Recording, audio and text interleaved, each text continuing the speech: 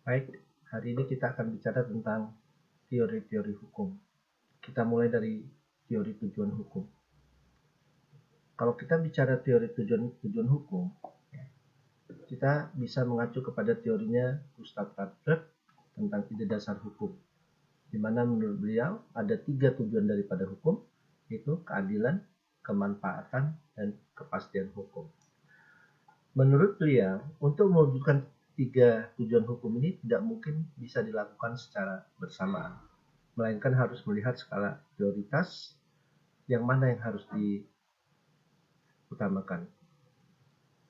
Kalau akan mengutamakan keadilan dan kemanfaatan, maka akan mengesampingkan tentang kepastian hukum.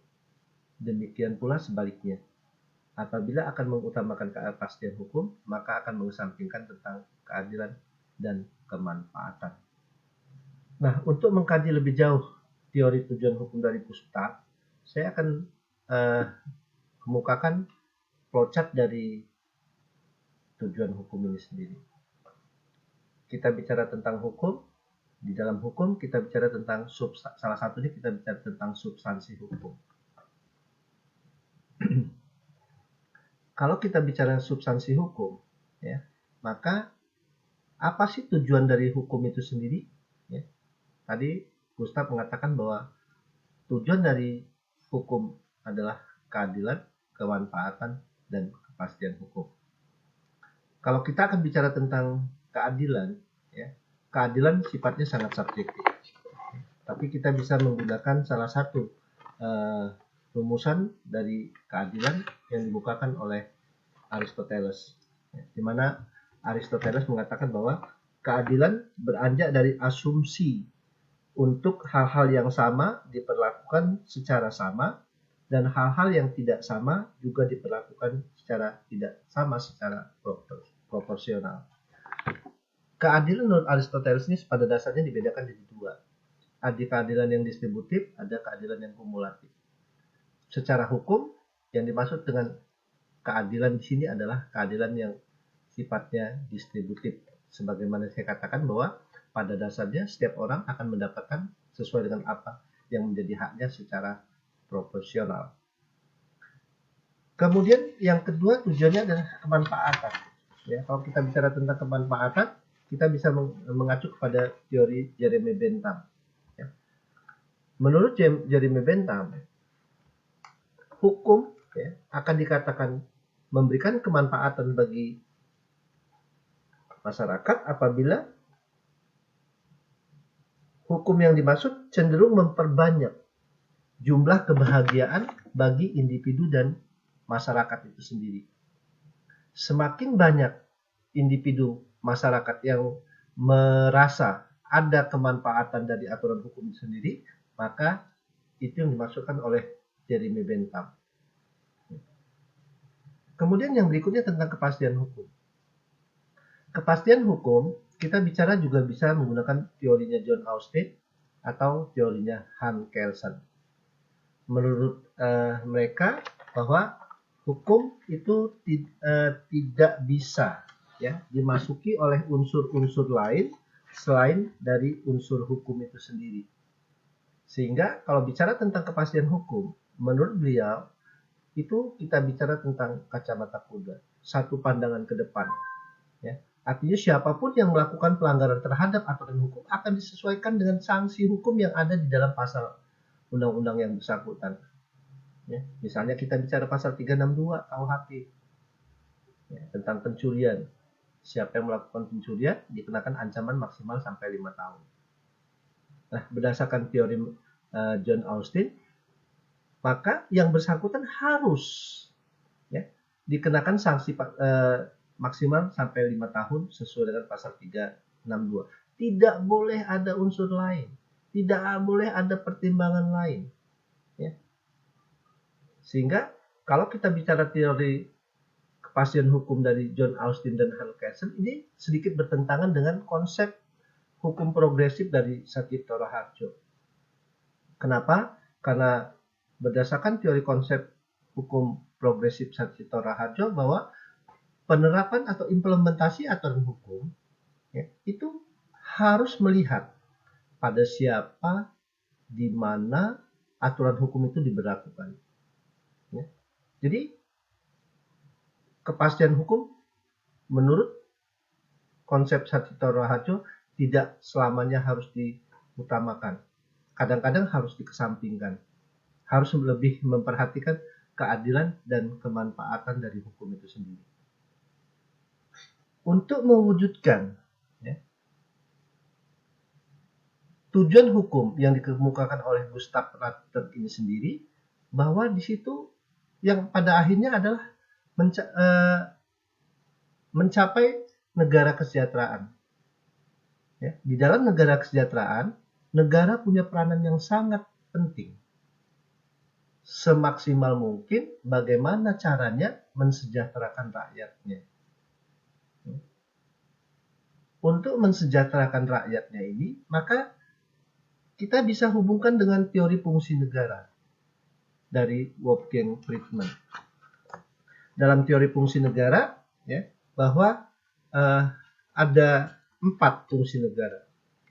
Negara sebagai regulator, ya, negara sebagai atau pengatur, kemudian negara sebagai provider atau sebagai penjamin, ya, kemudian negara sebagai entrepreneur, sebagai pelaku ekonomi, dan negara sebagai empire, pengawas.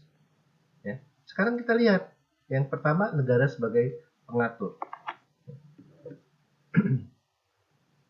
Untuk mewujudkan, ya, apa yang menjadi tujuan hukum, maka negara perlu, ya, membuat aturan-aturan hukum yang akan diberlakukan kepada masyarakat. Kalau kita bicara tentang fungsi negara sebagai regulator, maka kita akan bicara tentang fungsi legislasi DPR, ya, di mana DPR dalam melaksanakan fungsi legislasinya, dia punya peranan untuk membentuk peraturan hukum, membentuk undang-undang. Di dalam membentuk undang-undang, DPR harus melalui, ya, beberapa tahap agar supaya undang-undang yang dibentuk, undang-undang yang dibuat itu akan memberikan manfaat, ya, bagi masyarakat. Tahap-tahap yang dimaksud bisa dimulai dari perencanaan, ya, fungsi legislasi. Dimulai dari perencanaan, kemudian persiapannya, kemudian bagaimana teknik menyusun rumusan dari undang-undang, ya, kemudian melakukan perumusan terhadap pasal demi pasal yang akan dituangkan dalam aturan undang-undang itu sendiri, kemudian dibahas, ada pembahasan. Setelah selesai pembahasan, baru ada pengesahan. Setelah pengesahan, baru ada pengundangan. Ya, pengundangan peraturan undang-undangan diundangkan di dalam lembaran negara. Setelah diundangkan dalam lembaran negara, maka berlaku yang namanya fiksi hukum. Ya, ajas fiksi hukum. Setiap orang dianggap mengetahui adanya aturan hukum itu sendiri. Ya. Baru setelah itu disebarluaskan, diimplementasikan kepada masyarakat. Ini kalau kita bicara teori fungsi negara yang pertama. Kemudian yang kedua, ya, negara sebagai penjamin, provider. Artinya apa? Negara menjamin bahwa semua kebutuhan, ya, semua hak itu masyarakat akan dijamin oleh negara. Ya. Negara akan menjamin bahwa siapapun yang melanggar hak warga negara akan dikenakan sanksi hukum. Negara akan menjamin bahwa kebutuhan anggota masyarakat itu akan dapat diwujudkan. Kemudian sebagai pelaku ekonomi, ya, entrepreneurs, ya. Sebagai pelaku ekonomi, negara juga punya peranan, ya, untuk mewujudkan bagaimana, ya, negara memenuhi kebutuhan masyarakat. Ya. Sebagai contoh, misalnya negara ikut terlibat di dalam kegiatan usaha. Sebagai pelaku ekonomi, misalnya kita lihat tentang peran negara sebagai membentuk badan usaha dalam bentuk badan usaha milik negara yang tugasnya untuk mewujudkan atau memenuhi, mengadakan ya hal-hal yang mungkin tidak bisa diwujudkan atau diadakan oleh pihak swasta atau privat. Kemudian negara sebagai empire, pengawas. Ya. Sebagai pengawas, ya, segala kita bicara juga nih salah satunya fungsi legislasi. Negara akan melakukan pengawasan terhadap aturan-aturan hukum yang telah diimplementasikan ke masyarakat.